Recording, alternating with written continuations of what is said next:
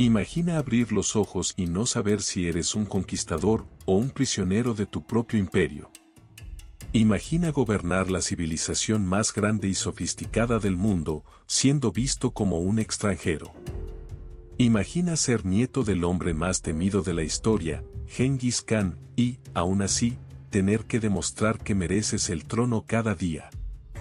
Esta no es solo la historia de un mongol. Es la historia del único conquistador nómada que logró gobernar China, y casi perdió su alma en el proceso. Kublai Khan no nació para encajar.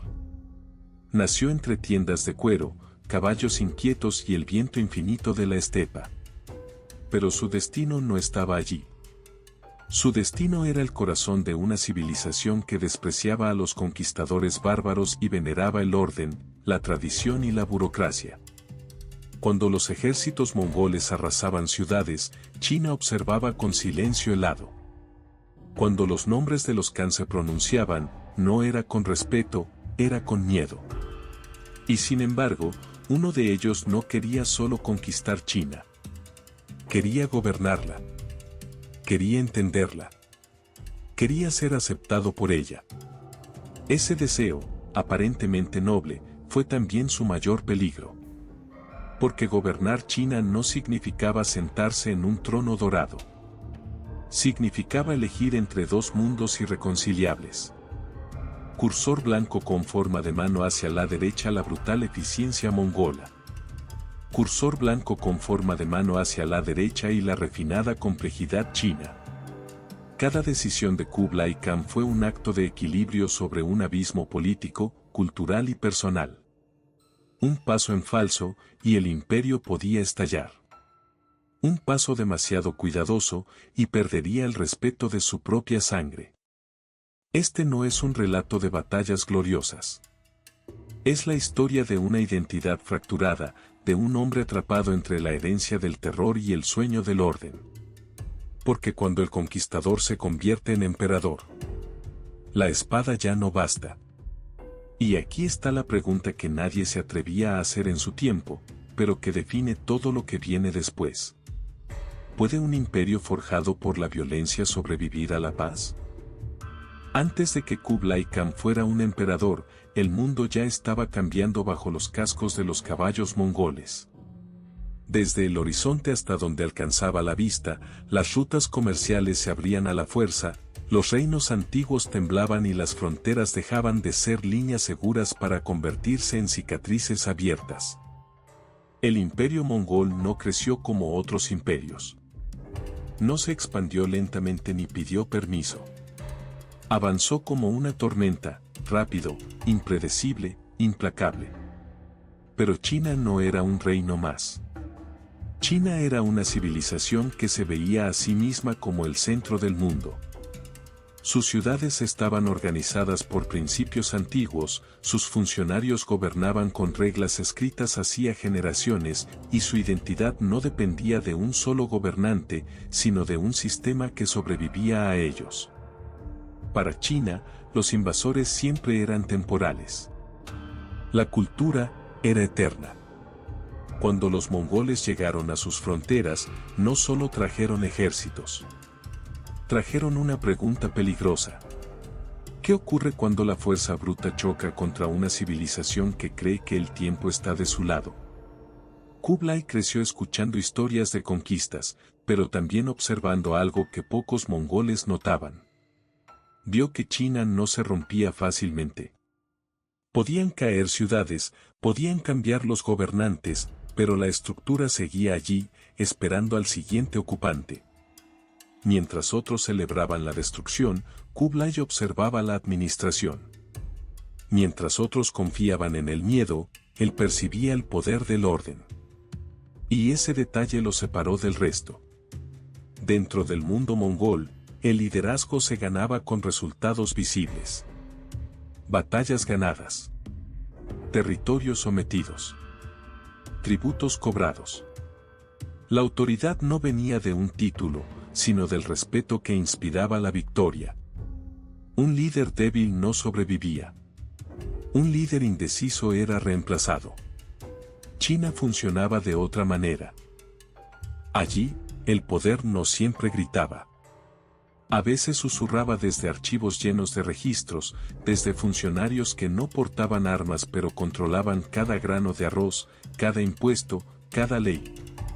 El imperio chino no dependía solo de soldados, sino de escribas, rituales y jerarquías que convertían el caos en rutina. Para un conquistador, aquello era frustrante. Para Kublai, era fascinante. Él entendió algo que muchos pasaron por alto: conquistar China no garantizaba gobernarla. Y gobernarla mal significaba perderla sin necesidad de una rebelión abierta. Bastaba con que el sistema dejara de funcionar. El problema era que esta forma de pensar lo ponía en una posición peligrosa. Dentro de su propia familia, la tradición mongola desconfiaba de la suavidad. La flexibilidad se confundía con debilidad. La adaptación, con traición a las costumbres de la estepa. Y Kublai empezaba a parecer demasiado interesado en las ideas de aquellos a quienes habían vencido. Mientras tanto, la población china observaba con una mezcla de temor y desprecio. Para ellos, los mongoles eran gobernantes temporales, incluso si llevaban décadas en el poder. No importaba cuán grande fuera el imperio, sin legitimidad cultural, el dominio siempre era frágil. Así, Kublai se encontró atrapado entre dos expectativas imposibles. Su pueblo esperaba que gobernara como un Khan, rápido, severo, incuestionable. China esperaba que gobernara como un emperador, ritualista, predecible, moral. Cumplir una significaba traicionar a la otra. Y mientras el imperio se extendía y la riqueza fluía hacia el centro, esta tensión silenciosa crecía. No se manifestaba aún en rebeliones ni en guerras abiertas. Se acumulaba en miradas, en decisiones administrativas, en pequeños gestos que parecían insignificantes hasta que dejaban de serlo. Kublai entendía que no estaba heredando solo territorios. Estaba heredando un problema sin solución sencilla. Gobernar China requería paciencia. Gobernar a los mongoles requería fuerza. El problema no apareció de golpe. No llegó con una rebelión masiva ni con una batalla decisiva. Llegó en silencio, como llegan las grietas que terminan derrumbando imperios. Kublai Khan había heredado algo más peligroso que un territorio inmenso, una contradicción imposible de sostener. El imperio mongol se había construido sobre la velocidad, el miedo y la obediencia absoluta.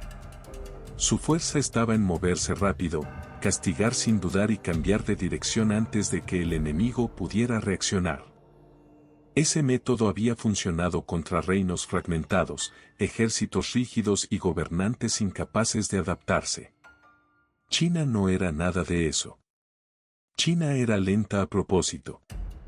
Era pesada por diseño. Y precisamente por eso, sobrevivía. Cada decisión pasaba por capas de funcionarios, rituales y precedentes. Cada acción debía parecer legítima, incluso cuando no lo era. Para la mentalidad mongola, aquello era desesperante. Para el sistema chino, era la única forma de evitar el caos. Y ahí estaba el núcleo del conflicto. Lo que hacía invencibles a los mongoles era exactamente lo que hacía ingobernable a China. Kublai lo entendió antes que nadie. Pero entenderlo no significaba saber qué hacer. Si gobernaba China como un Khan tradicional, el sistema colapsaría. Los impuestos dejarían de fluir. Los funcionarios sabotearían en silencio. Las provincias se volverían ingobernables sin necesidad de levantar un solo estandarte rebelde. Pero si gobernaba como un emperador chino, el problema se invertía. Los nobles mongoles empezarían a cuestionarlo. Los generales verían suavidad donde antes había hierro. Y el respeto, en la cultura de la estepa, era una moneda que se perdía rápido y se recuperaba con sangre. El imperio no estaba dividido por fronteras. Estaba dividido por mentalidades. En un extremo, guerreros que creían que la autoridad nacía del miedo. En el otro, burócratas que creían que la autoridad nacía del orden. Y en el centro, un gobernante intentando que ambos creyeran en él al mismo tiempo. El riesgo era absoluto. Porque si Kublai perdía el apoyo mongol, no habría ejército que sostuviera su trono. Y si perdía la cooperación china, no habría imperio que administrar. No podía elegir un bando sin activar el colapso del otro. A esto se sumaba un detalle aún más peligroso, la percepción. Para muchos chinos, Kublai nunca dejaría de ser un extranjero. No importaba cuánto respetara sus tradiciones. No importaba cuántos rituales adoptara. Su sangre lo delataba. Y para muchos mongoles, cuanto más se acercaba a la cultura china, más se alejaba del espíritu que había construido el imperio. Cada gesto era interpretado. Cada silencio, analizado. Cada reforma, sospechosa. Gobernar ya no era mandar. Era equilibrar una imagen. Kublai empezó a darse cuenta de que su mayor enemigo no era una ciudad rebelde ni un general rival. Era el tiempo. Porque con cada año que pasaba, la tensión aumentaba y las expectativas se volvían incompatibles. Los mongoles querían expansión continua. China quería estabilidad. Los primeros se alimentaban del movimiento. La segunda, de la continuidad. Y ningún imperio puede vivir eternamente en contradicción consigo mismo. Este era el dilema central. ¿Podía un imperio conquistador transformarse en un imperio gobernante sin destruirse? Si la respuesta era no, entonces todo lo que los mongoles habían construido estaba condenado a desaparecer en la misma tierra que habían dominado. Kublai no luchaba solo contra enemigos externos. Luchaba contra la naturaleza misma del poder que había heredado. Y lo sabía. Por eso, cada decisión que vendría después no sería simplemente política. Sería existencial. Porque en este punto de la historia, Kublai Khan no estaba tratando de expandir el imperio. Estaba tratando de evitar. Kublai Khan entendió que no decidir también era una decisión. Y que la indecisión, en un imperio tan grande, era más peligrosa que el error. Durante mucho tiempo había intentado equilibrar ambos mundos. Adoptar lo suficiente de China para que el sistema funcionara, sin alejarse demasiado de las costumbres mongolas. Pero ese equilibrio era inestable. Cada concesión generaba sospecha. Cada gesto de fuerza generaba resentimiento. Llegó un punto en el que ya no podía seguir gobernando en silencio. El imperio exigía una definición clara. Kublai debía responder a una pregunta que ningún Khan antes había enfrentado de esta forma. ¿Qué pesa más, la herencia de la conquista o la responsabilidad del gobierno? La decisión que tomó no fue repentina ni impulsiva. Fue el resultado de observar, escuchar y, sobre todo, aceptar una verdad incómoda: China no podía ser gobernada como una estepa conquistada. Podía ser dominada por la fuerza durante un tiempo, pero no sostenida. Así que Kublai hizo algo que para muchos de los suyos fue imperdonable. Decidió convertirse en emperador chino. No solo de nombre, de estructura, de ritual, de apariencia. Estableció una capital fija, adoptó ceremonias imperiales, fortaleció la burocracia civil y empezó a gobernar a través de leyes y funcionarios en lugar de depender únicamente del poder militar. No abandonó la fuerza, sabía que aún era necesaria, pero dejó claro que ya no era el centro del sistema. El mensaje era inequívoco. El imperio ya no viviría solo de la conquista. Esta decisión tenía sentido estratégico. Un imperio sedentario podía recaudar impuestos de manera constante, organizar la producción agrícola y garantizar estabilidad a largo plazo. Era la única forma de mantener el control sobre un territorio tan complejo sin recurrir a campañas interminables. Pero lo que tenía sentido en el papel era explosivo en la práctica. Para muchos mongoles, aquello fue una traición silenciosa. No hubo proclamaciones de ruptura, pero sí un cambio en el aire. Los guerreros que habían construido el imperio empezaron a sentirse desplazados por escribas. Los generales veían cómo su influencia disminuía mientras funcionarios vestidos de seda tomaban decisiones cruciales. Kublai sabía que estaba debilitando la base emocional de su propio poder. Y aún así, avanzó.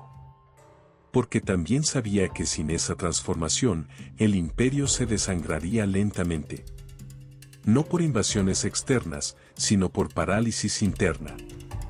La maquinaria china necesitaba reglas claras, continuidad y previsibilidad.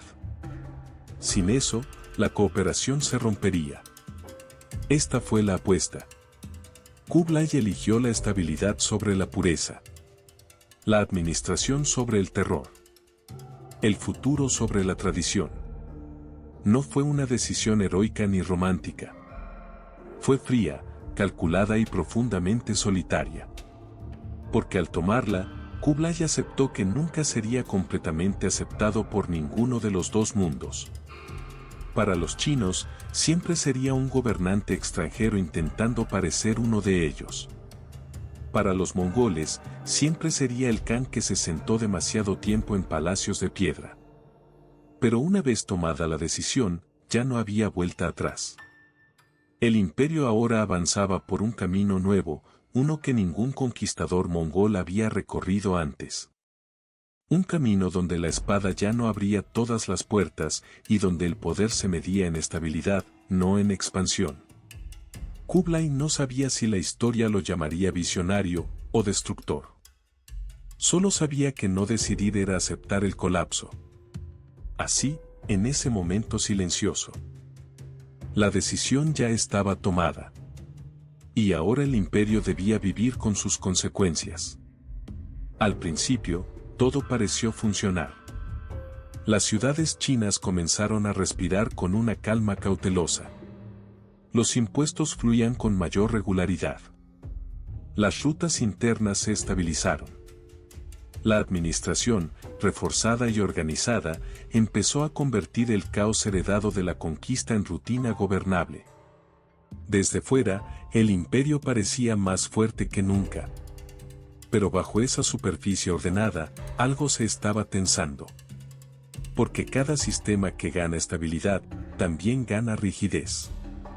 Y Kublai Khan empezó a sentir el peso de esa rigidez desde el interior. Los mongoles, acostumbrados a la movilidad y a la recompensa inmediata, comenzaron a resentir su nuevo papel. Muchos guerreros fueron reasignados, otros quedaron sin campañas que justificaran su estatus. La guerra, que había sido identidad y propósito, fue reemplazada por administración, sellos y decretos. Para una cultura forjada en el movimiento, aquello se sentía como una jaula. El resentimiento no estalló de inmediato. Se filtró lentamente. En consejos silenciosos. En miradas prolongadas. En rumores que viajaban más rápido que los decretos imperiales. Al mismo tiempo, la burocracia china, ahora fortalecida, empezó a hacer lo que siempre había hecho mejor, absorber el poder. Funcionarios que parecían leales comenzaron a priorizar el sistema sobre el emperador. Las decisiones se volvían cada vez más complejas, más lentas, más difíciles de revertir. Kublai había ganado estabilidad. Pero estaba perdiendo control directo. Y entonces apareció el problema que todo gobernante teme, la distancia. El emperador estaba en el centro, pero el imperio era vasto. Cada provincia interpretaba las reformas a su manera.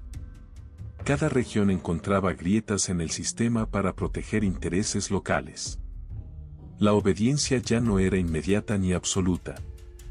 Era negociada. Para un Khan, eso era peligroso.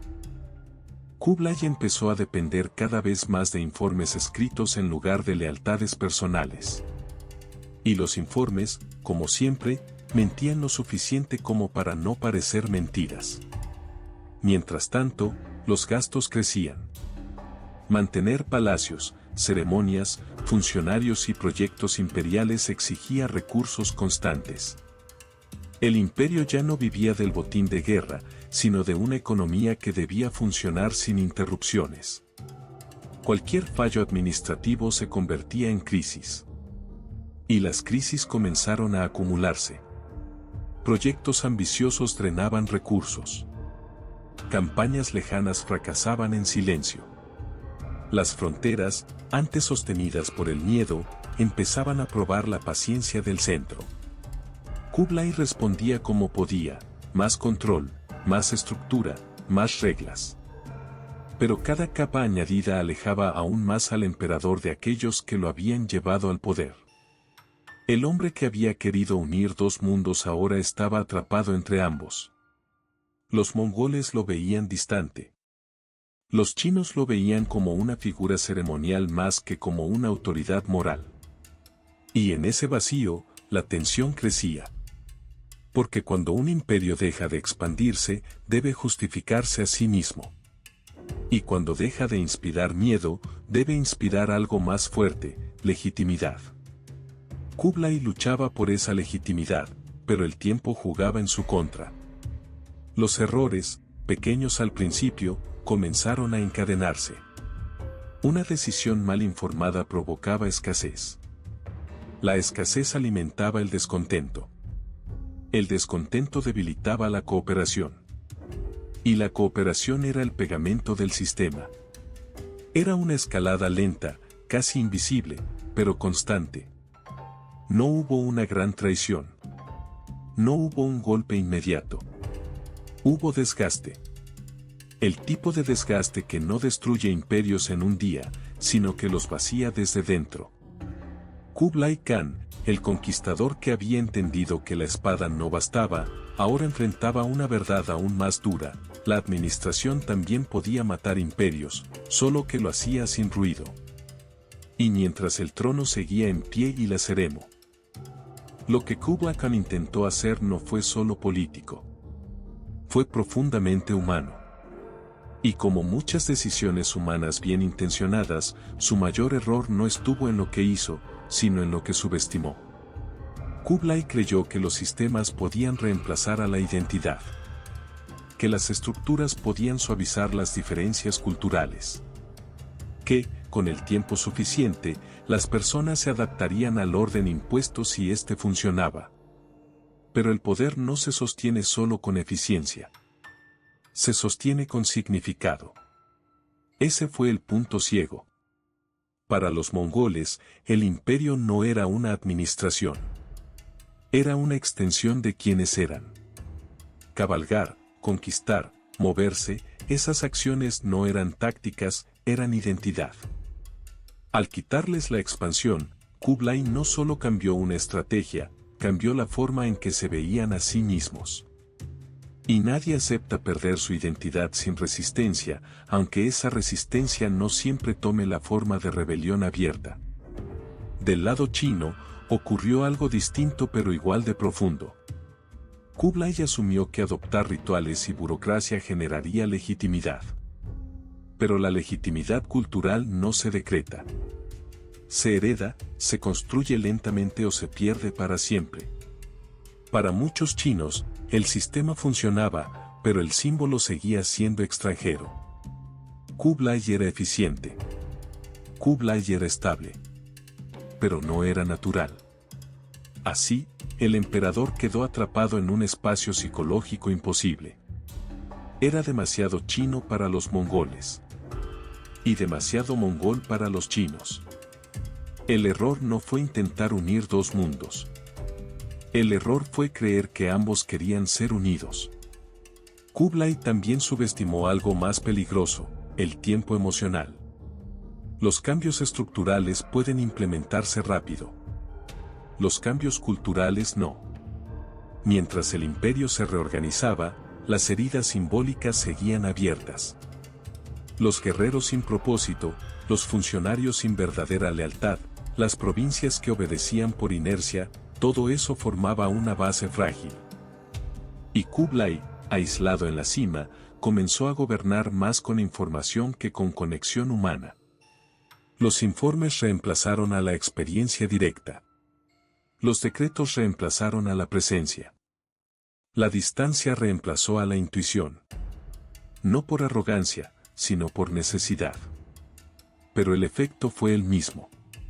Aquí está la lección humana más dura de su historia. Ningún gobernante puede rediseñar una identidad colectiva sin pagar un precio personal y político. Kublai perdió algo que había sido clave en el ascenso mongol, la sensación de propósito compartido. Sin ella, el imperio siguió funcionando, pero dejó de creer en sí mismo. Y cuando un imperio deja de creer en sí mismo, ya no necesita enemigos externos para caer. La tragedia de Kublai Khan no fue el fracaso total. Fue el éxito incompleto. Logró gobernar. Logró estabilizar. Pero nunca logró reconciliar. Porque los humanos no viven solo en sistemas. Viven en historias. Y Kublai nunca pudo ofrecer una historia que todos aceptaran como propia. La historia de Kublai Khan no terminó con él. En realidad, ahí es donde empieza a importar para nosotros. Porque aunque los palacios hayan desaparecido y los estandartes se hayan convertido en polvo, el dilema que enfrentó sigue vivo. Más vivo que nunca. Hoy ya no hablamos de imperios a caballo. Hablamos de naciones, corporaciones, ideologías, sistemas globales. Pero la pregunta central es la misma. ¿Cómo gobiernas algo que no comparte una sola identidad? Kublai Khan fue uno de los primeros líderes en enfrentar un mundo verdaderamente multicultural a escala imperial. Intentó unir pueblos distintos bajo una sola estructura racional, eficiente, funcional. Exactamente lo que hoy intentan hacer muchos estados modernos. Y como ocurre ahora, la eficiencia no garantizó pertenencia. Los sistemas modernos, constituciones, leyes, mercados, burocracias, funcionan como la administración de Kublai, ordenan, estabilizan, conectan. Pero cuando se desconectan de la identidad cultural y emocional de las personas, generan el mismo efecto que él enfrentó, obediencia sin convicción. El legado de Kublai nos recuerda algo incómodo. La estabilidad puede ocultar una fractura profunda. Un país puede funcionar y aún así estar dividido. Una organización puede ser eficiente y aún así perder lealtad. Un líder puede tener poder y aún así estar solo. Hoy vemos tensiones similares cuando sistemas globales intentan imponerse sobre identidades locales. Cuando el progreso técnico avanza más rápido que la integración humana. Cuando se cree que los números, las reglas o los algoritmos pueden reemplazar el sentido de pertenencia. Kublai Khan creyó que gobernar bien sería suficiente. El mundo moderno comete el mismo error una y otra vez. Su historia también nos habla del precio personal del liderazgo en sistemas complejos. Kublai llegó a la cima del poder, pero perdió la conexión con ambos mundos que intentó unir. Algo muy parecido a lo que ocurre hoy con líderes atrapados entre expectativas opuestas, presionados por bandos incompatibles, juzgados desde todos los ángulos. El resultado no suele ser el colapso inmediato. Suele ser el desgaste. Y ese desgaste es el verdadero enemigo de los sistemas modernos. Por eso, cuando miramos el mundo actual, con sus crisis de identidad, polarización y desconfianza, la historia de Kublai Khan deja de ser lejana. Se convierte en advertencia. No sobre China. No sobre los mongoles. Sino sobre nosotros. Porque el poder que no logra construir una historia compartida puede gobernar. Pero no puede perdurar. Kublai Khan murió con el título de emperador. Pero nunca dejó de ser un hombre dividido. Gobernó uno de los territorios más vastos y complejos que el mundo había visto. Transformó un imperio de conquista en un sistema de administración. Logró estabilidad donde otros solo dejaron ruinas. Y aún así, su mayor batalla nunca estuvo en los campos de guerra. Estuvo en algo mucho más silencioso. en decidir qué parte de sí mismo debía sacrificar para que el imperio sobreviviera. La historia suele medir a los grandes líderes por lo que construyen o destruyen. Pero pocas veces se detiene a observar lo que pierden en el proceso. Kublai perdió pertenencia. Perdió identidad clara. Perdió la posibilidad de ser completamente aceptado por cualquiera de los mundos que intentó unir. Y tal vez ahí esté la verdadera lección. Porque el poder absoluto no garantiza pertenencia. La estabilidad no garantiza lealtad. Y gobernar no siempre significa ser comprendido. Hoy, cuando pensamos en imperios, solemos imaginar fuerza, expansión y dominio. Pero la historia de Kublai Khan nos obliga a mirar más profundo, a entender que los imperios no solo caen por enemigos externos, sino por fracturas internas que nadie logra cerrar del todo. Quizás por eso su legado sigue incomodando. Porque nos deja con una pregunta que no tiene una respuesta fácil, ni en el pasado, ni en el presente. ¿Vale la pena ganar el mundo, si para hacerlo debes perder quién eres? Si este tipo de historias te hace reflexionar sobre el poder, la identidad y las decisiones que cambian civilizaciones, suscríbete y acompáñanos en el próximo viaje por las vidas de los líderes que moldearon el mundo, y pagaron el precio por ello.